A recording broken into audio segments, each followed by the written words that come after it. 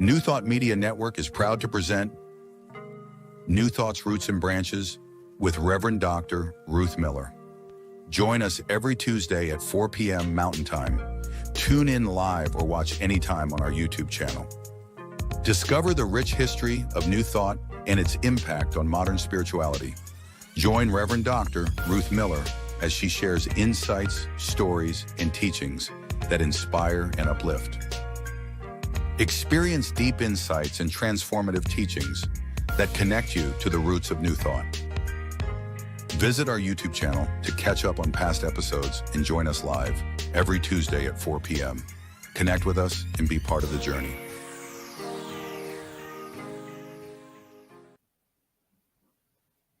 Hello, and welcome to New Thought Roots and Branches. Last week, when we met, we explored the really fundamental ideas that have been present in human culture for thousands of years. This week, we're going to go a little bit further. I thought we would look first at the overall view, the complexity of all the various people that have contributed to New Thought. So in our first slide, you get to see a little bit of the modern folks involved in this marvelous branching tree we call New Thought. And I don't expect you to grasp that at this time. We'll go more into it later. And there's another version of it. Yeah, there's the one that has the pictures of a lot of the teachers that a lot of you can recognize. And then another version of it that talks about how they relate to each other and what institutions grew out of each of their teachings. And then another version of the chart that looks more at the roots, and that's what we're going to be looking at today. Last time we looked at the top part of this chart. That'll be in the next slide. And these are some of the ancient traditions that have contributed to modern New Thought, because New Thought is not modern, really. It's letting us know that letting go of an old thought and replacing it with a new one is the thing we need to be doing, right?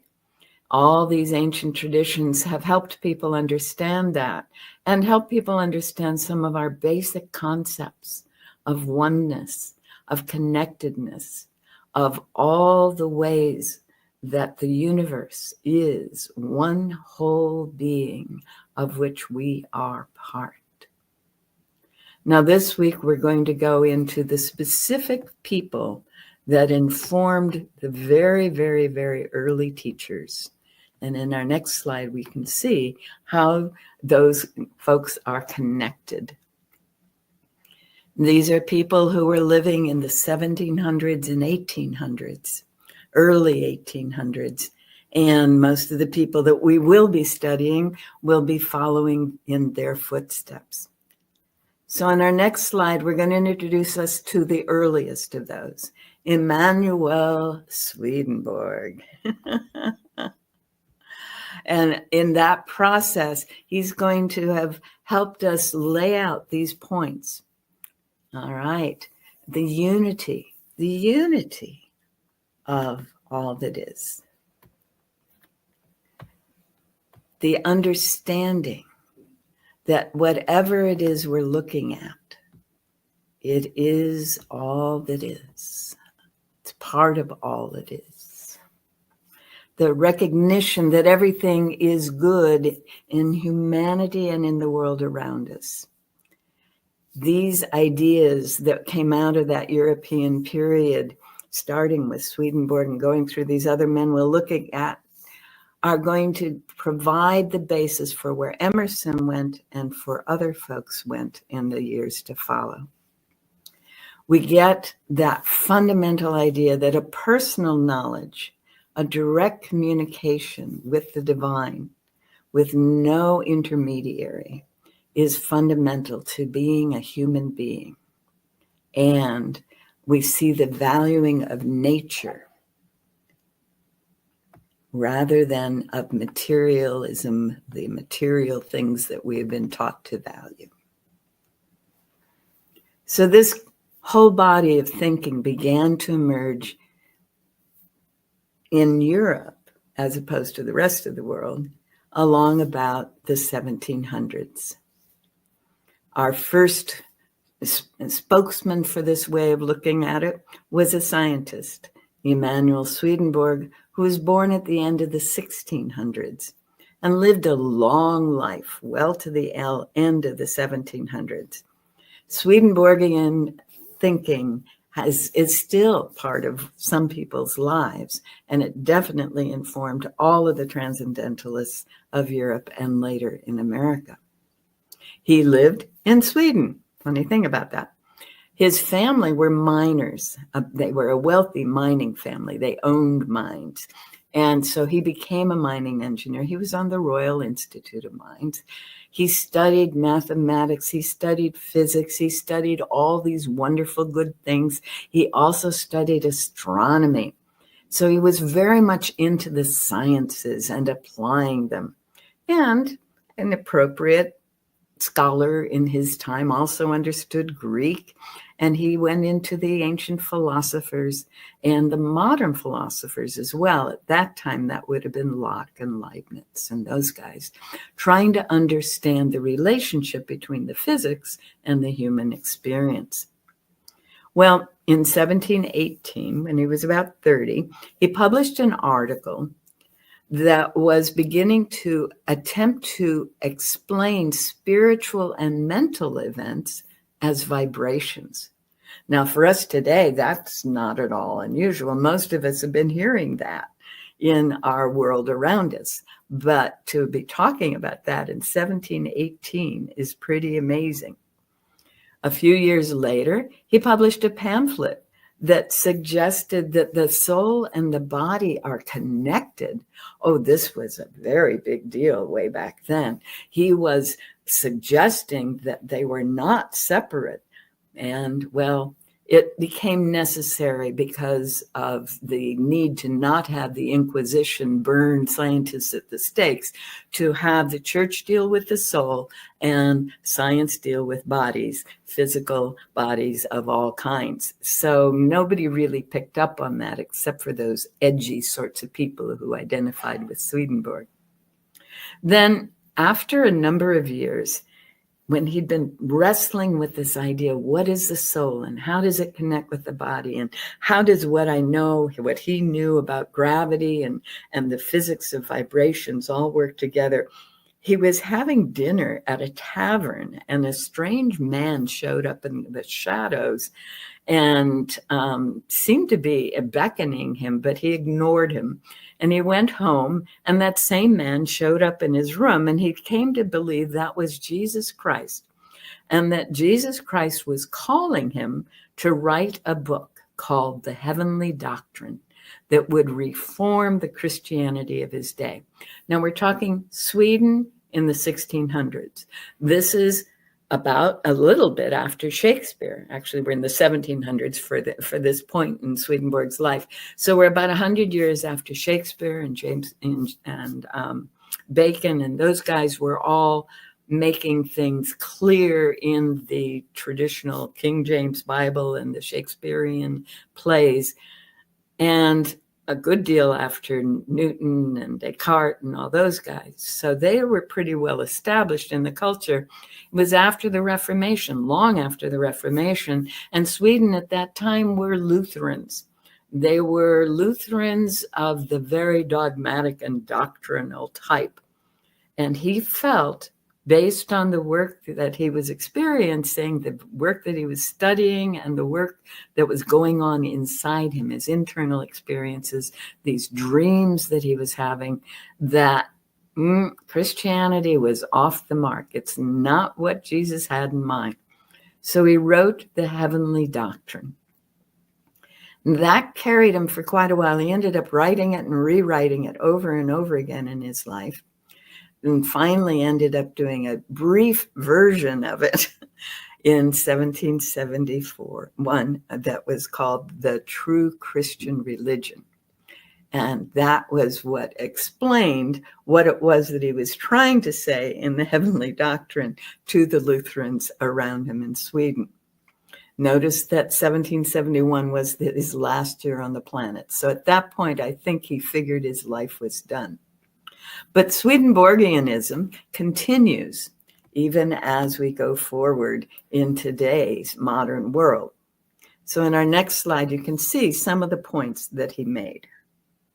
First of all, there is only one God, okay? One person. And that one person he called the Christ.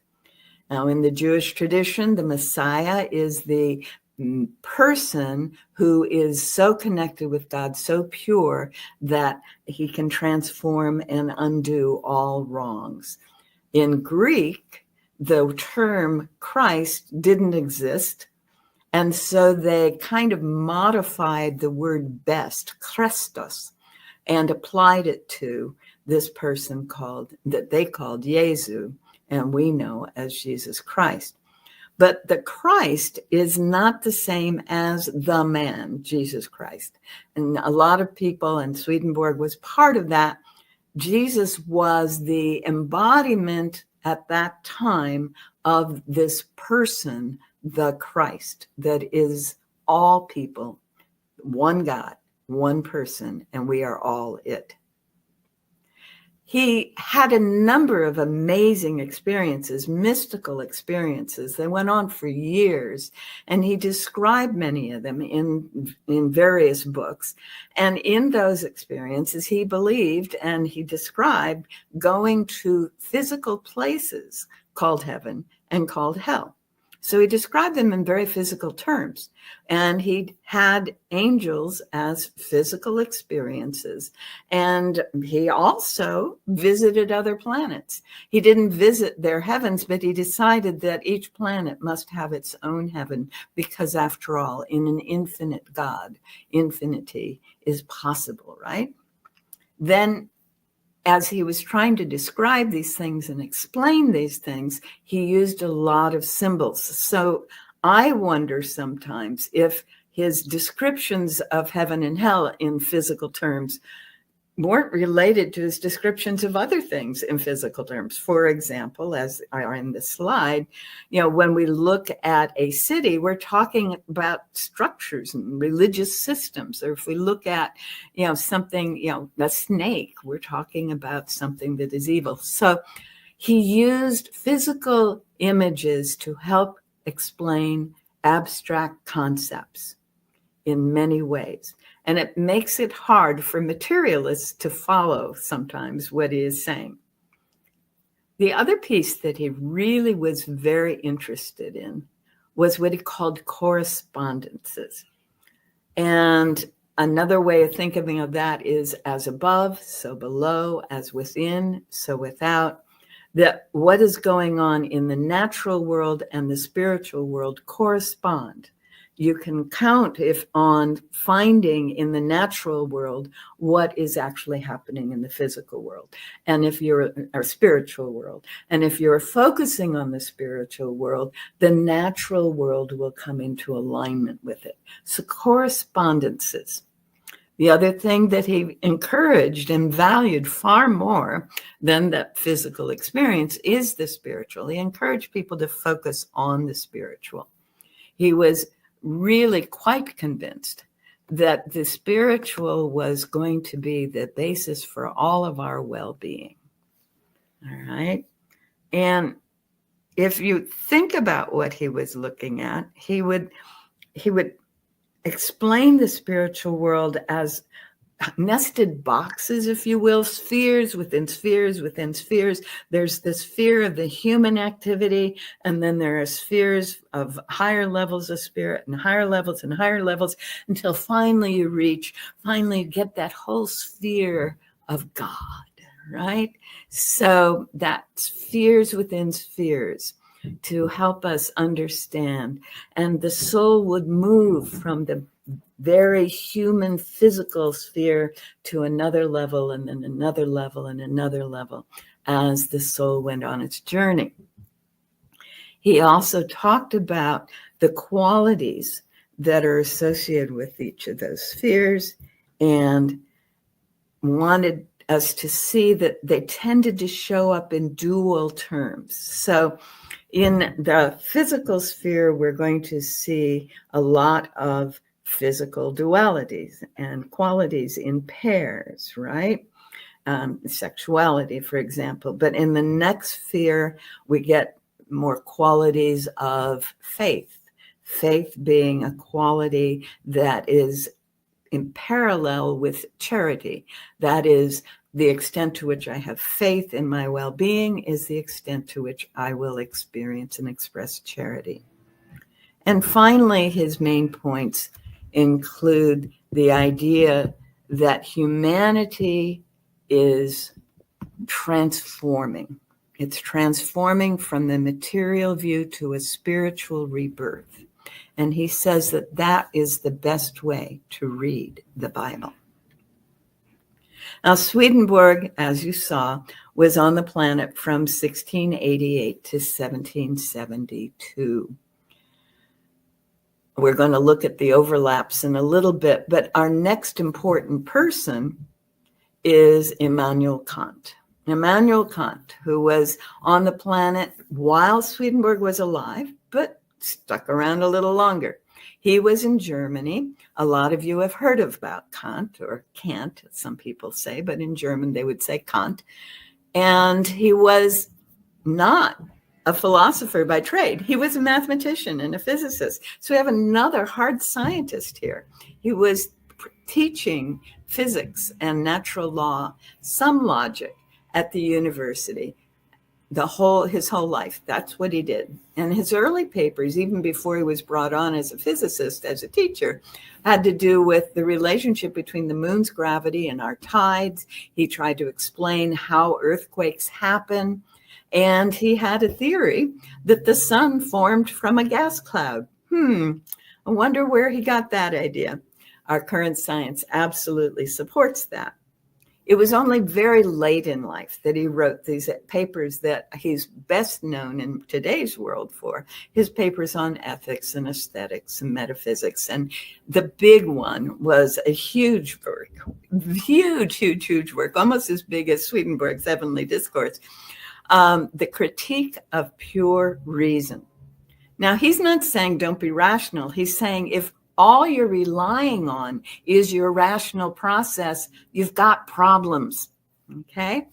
And in that, he says we need to acknowledge that space and time have form, and that form can be analyzed. He also points out that we can know things prior to having an experience. This was huge. And this is very much in alignment with what we learned last week with Plato and Plotinus and that whole Neoplatonist idea that knowledge or the actuality exists quite apart from our experience of it in the physical. If we continue with what Kant is saying, he gives us some specific principles. He wants us to understand that all we experience are phenomenal appearances. This is Neoplatonism. It's also modern neurophysiology, because it turns out that what is entering into the brain takes and adapts and decides what to tell the mind is actually happening. So the experience of the world around us is not about things out there. It's about what's going on in here. And so he says that all change must consist in the alteration or change of states in an underlying substance whose existence and quantity must be unchangeable. That is, there is an underlying spiritual substance, we would call it perhaps today the quantum field. It doesn't change, but everything comes from there and goes back into there. And he says that there is a causal law we can count on, absolute laws that are consistent with regard to what's going on in that underlying substance. In the Hindu tradition, as we saw last time, that underlying substance would be called Brahman, that quantum beingness that from which all things emerge. He defined God as a community, the common ground of all possibilities, Brahman. And then he says, there are two sorts of ends that's our duty to have. This is a translation from the German. He says, our own perfection and the happiness of others. So transcendentalism, as Louisa May Alcott points out in Little Women, it requires that we are always perfecting ourselves while we are contributing to the well-being of the people around us. Now, soon after and overlapping Kant, we have Johann Wolfgang von Goethe, who encoded idealism. He's most famous for his work called Faust. All right. He was born while Kant was still on the planet, and he stayed around to 1832. He was also, Swedenborg was still on the planet. So these guys were affecting each other. And I want to point out that Ben Franklin was involved with these guys. There was something called the Lunar Society in England with Josiah Priestley and Wedgwood and some other guys. And Ben Franklin had joined that group. And they mostly corresponded by letters, obviously. But every now and then when Franklin was in Europe, he would connect with them. And some of these guys were involved. Now, Goethe, unlike the previous two guys, did not study the sciences hardly at all. He did a little bit. If you look at the second bullet, he wrote on botany and anatomy from his garden and from his life experience. But he was mostly much more into the world of thought. He did study law, and actually he was not very appreciated as a lawyer because he didn't really like the existing system all that much. And I think that may be part of why we like Goethe so much. But when he was working, he was doing some administrative stuff. Interestingly, though, he thought a lot about color. Aesthetics and color kind of overlap, right? And he developed what we call the color wheel today, the idea that purple and orange are complementary and that you can go in gradations from one tone to another, as in the rainbow. So color, like Newton 100 years before, was very interesting to Goethe, but he wasn't thinking about it as light so much as color on paper. All fascinating stuff. The idea, though, in that color theory, he applied to the rest of the world, that gradation of colors, right? You can go from a deep, deep blue into a royal blue into something more like green, turquoise into the greens, and you can go the deep, deep blue into the deep indigo and purples into reds in these continuous metamorphoses. He was saying that applied to biology as well and to human development. And he suggested the idea of homology, similar, you can have, or analogy in the German that he was using, analogy, that you can look at something over here and that will help you understand something over here. Well, that's a fundamental part of the systems theory, which is my graduate work, that if I will really want to understand electricity, I can probably look at how water flows and see some advantages and disadvantages and similarities there. And exactly, I can set up dams and reservoirs and they become resistors and capacitors in the electrical system. So homology. But the other piece of it is because this metamorphosis is always going on, life is change. Life is change. So Goethe never went, I told you that he didn't really like structures. So he never was very proud or very willing, let me put it that way, very willing to acknowledge the structure of the Christian church. And some of the more doctrinal Christians of his time called him the great heathen. He was a Freemason. He did not attend church. It turns out he got very excited about an ancient Baltic tradition that's called Hypsisterianism, which reverenced perfectionism. And remember what I said, this transcendental movement was the process of perfecting oneself. And if you look at Faust and you look at some of the other things that Goethe wrote, you can see that that's woven in there. He was so into it that he even started studying other languages and was particularly fond of learning Arabic script. And there's journals where he's written the classic statement of Allah, Ali Vali Allah, in Arabic, all over these pages as he's practicing the Arabic script. Goethe was not a very physical man. He was very much in his head. He did have several children, and he was, let's see, how can I say this? He was almost the classic absent-minded professor, let me put it that way. There was a time during the Napoleonic Wars when he was living in Strasbourg, which I've had the joy to see, and I can understand why he moved there. And the soldiers came into his house, broke into his kitchen and his pantry, and were partying down in his basement and called for their host to come down and greet them. And he was already in bed. So he came down in his bedclothes and he told them that, he didn't particularly appreciate them, but he wouldn't kick them out of the house. Shortly after which they came up all the way into his bedroom, and the technical term for what he experienced was he was petrified. That is, instead of going into fighting or flying, he froze. His wife got out of bed and started hammering on the guys with the bedpan and the broomsticks and began to chase them out of the house. And finally, they were saved. And he wrote it later, we were saved by luck and perseverance. The luck was, well, Goethe somehow always came out okay. And the perseverance was his wonderful, wonderful wife.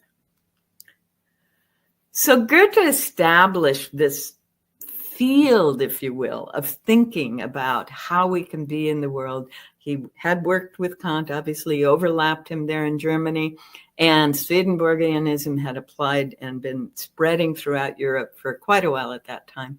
But in 1770, we start seeing the birth of this in England, and William Wordsworth and Coleridge are going to be our two guys.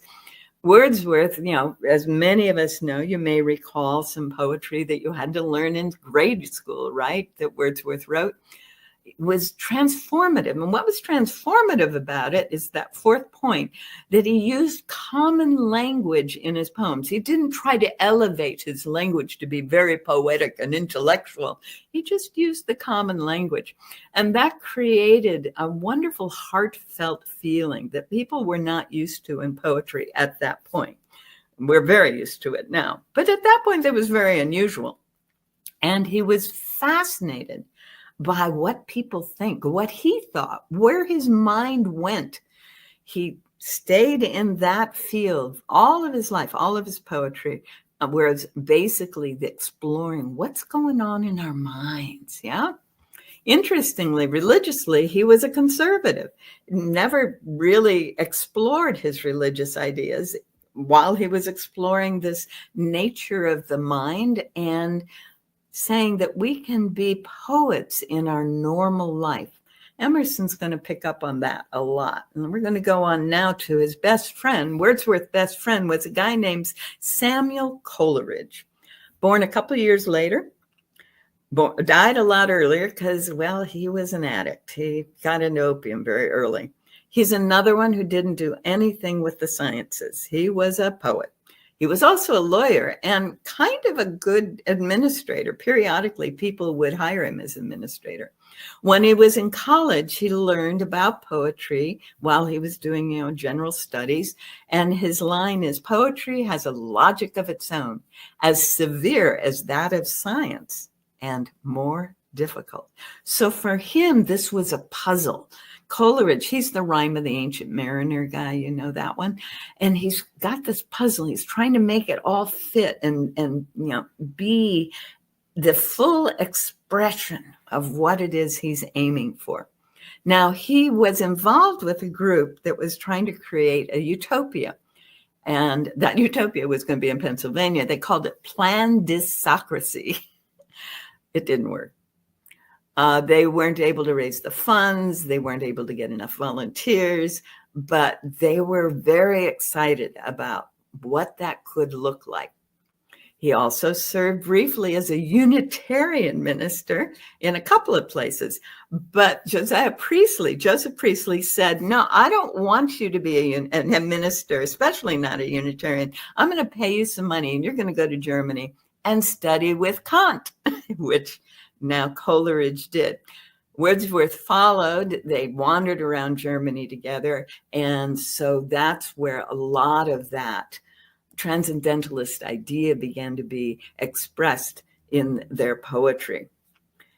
One of the important things to Coleridge was that things grow organically and that the common law was that natural basis on which all things might happen. Now, if you're not familiar, common law is what was established in part in the Magna Carta. It's basic understandings in British law in particular that you don't need to write a legislation about because that's just how it is. And he believed that we could understand the social world, the social matrix, in terms of organic growth and common law. And he actually suggested some reforms that could be added into our jurisprudence, which is why he got into the utopian movement. He had some ideas about all of that. His journal, The Friend, which he then compiled into books, included something called Essays on the Principles of Method. And here he's saying, if you're, this is organic growth. There's some things that are permanent and you're going to progress around them. And the community, the concepts, these fundamental concepts, community, the idea of commonality, the idea that there are natural principles and processes were woven into this essay. And I believe that is really his major contribution to transcendentalist thought in all across Europe, in all the Western countries. So if we look further, we begin to get a person that most people say came over from England, but it turned out he was born in the States. And this is William Ellery Channing. Again, he's born after Swedenborg has died, but these other guys are still on the planet while he's growing up. So he's hearing some of these things. He was a student at Harvard and graduated and went on into the ministry. He became the minister of the major church, Boston church, and over time converted it to Unitarianism. He was on the board of Harvard College and was instrumental in bringing about Harvard Divinity School as a Unitarian school, which it still is, by the way. If you want to be a Unitarian minister, there are 2 divinity schools that you can go to that are explicitly Unitarian. And one of them is Harvard, and the other one is at Berkeley, the Star Seminary there. So what Channing did was bring that whole concept of there is one God into the thinking and speaking of New England in that period. Now, notice he's born after the American Revolution, so he is very much an American. He is not a European who happens to be living in the colonies. So he's a U.S. citizen, and he is rejecting the idea that there is a Father, a Son, and a Holy Spirit, but there is only one God, Unitarianism, okay, as opposed to Trinitarianism. And the other piece of that is called universalism. Now, he didn't officially connect with universalism. Unitarians and Universalists didn't get together until 1965. But at that time, he's saying humans are basically good. Well, that goes all the way back into the European transcendentalists, yes? Then he talks about reason. And what he's trying to do is help people understand that we can find our own path to understanding our spiritual world. We are not stuck with what other people have said over thousands of years. And in fact, the term theology kind of didn't work for him. So we want to bring our mind to understanding our spiritual life. And he said, perfection. Humans can become like God. We all have the potential to become like God, and you got to believe it. He got a lot of flack for that in those days. How dare you suggest such a thing? But that was one of the points that he made on a regular basis. And part of that is God can't be separate from the world. God's presence, God's beingness infuses all that is. So Channing was a speaker in Boston while some of the early New Thought folks, especially Ralph Waldo Emerson, were growing up. Our next guy's back in the U.S., or back in England, I'm sorry, he's no longer in the U.S. We're back with John Stuart Mill. And this guy's actually more of a contemporary of our American New Thought founders, but he was considered one of the grand old men, if you will, because he was building on theories that were very, very well established very early on in his career, partly because of him. So he grew up in England. He also lived in France. And his whole life was the creation of a just society. That's where he was focused. So like Coleridge, who was looking at, there must be a way that we can have a social system that works, that community and organic growth and common law and that infusion of the divine is possible. John Stuart Mill built on that. And there was a time when he was beginning to give up because things weren't changing. None of us have experienced that. He was reading Wordsworth poetry, and that pulled him out of that giving up. So Wordsworth contributed in many ways to this thinking that we're having. Well, Mill was a bit of a prodigy. I've stuck this in here because it amazes me. He was literally reading the Aeneid in Greek at 3. That was the first written work he was handed, and he used that infantile capacity to learn Greek, to speak English, but he read Greek. And then by the time he was 8, they figured he could handle Latin, and he was studying the natural sciences. At 8, he was the tutor for the younger kids. Oh my goodness. Well, at 12, his father was working on a book. His father was an economist, an historical economist.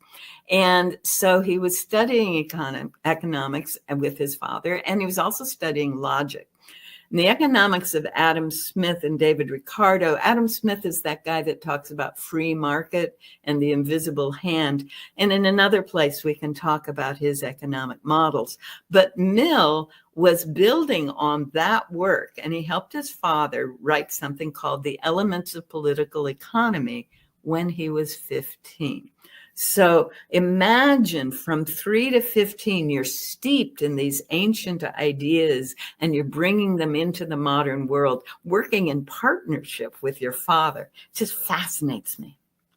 So during that time, his father had a variety of friends, and he managed to connect with a guy named Auguste Comte, who is considered the father of sociology. So he was writing back and forth. They were pen pals. They would write several times a year because, well, things took a while to get around in those days.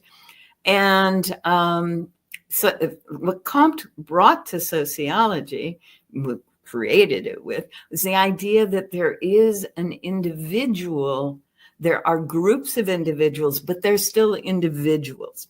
So this concept of individuality, that there are systems of society, that economy is something that can be talked about as an historical process and is related to how people interact, which is what politics is about, was part of his thinking very, very early on. Now, this prodigy was hired as an executive in the East India Company at 17. Can you imagine this kid showing up and trying to act like an adult? It must have been hard. He really felt strongly that they were doing good things by sharing British values around the world and by sharing other countries' products around the world. Later, he did kind of reject the idea that Brits should be controlling India, even though most of his life he was on the edge of that. So there was some lack of consistency, I think, between his work and his words. But when he woke up, he was elected to Parliament one term because he was just a little too individualistic. But in his one term, he was calling for women's suffrage and the end of slavery. And he supported the formation of unions and what were called, and still are called, farmers' cooperatives. Now, that's different from the co-op when you go to the store and you all own it together. A farmers' cooperative is everyone is bringing their goods and they're sharing the equipment to be able to make it available to others, and they're sharing the profits. So a farmers' cooperative. Another person who was very active in the farmers' cooperative movement was Beatrix Potter. At about the same time. But that's another story as well. So many people, so many overlapping lives. So if we look at Mill's ideas, what he contributed to our work today, we're talking about the realization that the only basis for interfering in anybody else's life is for self-protection or preventing harm to others. And that applies to governments and to individuals. He's very much the individualist. He is very much feeding into the idea of self-reliance. He also brings the idea of discovering truth, searching for and discovering truth. This is now a fundamental principle of Unitarian Universalism, but the idea that each of us needs to find our own truth. And we saw that earlier in some of these other guys, right? Then a huge thing, being anti-slavery because of the above statements, and he was very actively supporting the Union during the Civil War. One of the things that he said, and I've actually included him as his quotes on this, actions are right in the proportion as they tend to promote happiness. They are wrong as they tend to produce the reverse of happiness. And to achieve the greatest good for the greatest number is the result of human action. So that's his general statement of being, that we need to be finding that which is our joy, finding that which, some of you remember Joseph Campbell, follow your bliss, right? It's that kind of an assumption, and that we're here to help others be able to do the same. And if we're not helping them do the same, then we're doing something wrong, right? All right. Ultimately, though, those pleasures, that happiness, are not material. They must be intellectual and moral or spiritual. So again, we get that flip away from it's all about how much stuff you have to it's all about what's going on in here. And that is fundamental to this whole thing. So to put all those guys together in the next slide, they are overlapping. I just thought it'd be useful because I know I have a hard time hanging on to dates, that you might enjoy seeing how they overlapped a bit. So Swedenborg in Sweden, and then Kant and Goethe in Germany, Wordsworth and Coleridge, and ultimately Mill in England, and Channing emerging out of that. So that's the kind of the timeline and the overlapping qualities of these guys as we go through this process. Transcendentalism is fundamental to New Thought. So if we go back to the original map that I'm pulling from here, we have the top half is all those ancient things that we talked about last week, and then we have this band across the middle, this band of these individuals who were, above that dotted line, who were bringing those ideas into Western culture, framing them in poetry, framing them in science, in philosophy, and making them available for other people to explore.